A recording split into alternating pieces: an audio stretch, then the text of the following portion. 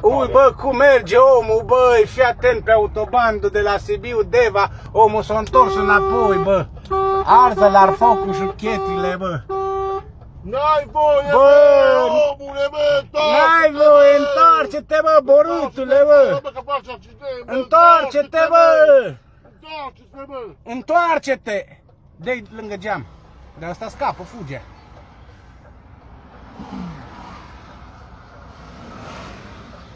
Nu aveți voie, mă, oameni, să vă întoarceți.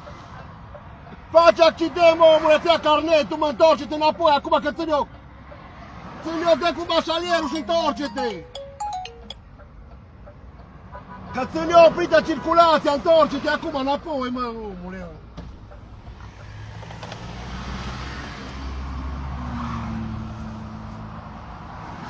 Dai, bă, borâtule. A luat-o pe contrasens! Doamne ajută, o luat-o pe contrasens, colegul!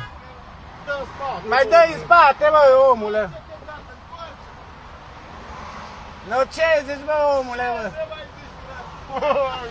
Ui, aici, colegul, am oprit circulația de pe Sibiu Deva pe autoban, că omul întoarce acum. Uitați-l, bă! Na! Na, oameni, ce te bagă la belele, că faci accident de nenorocești oamenii.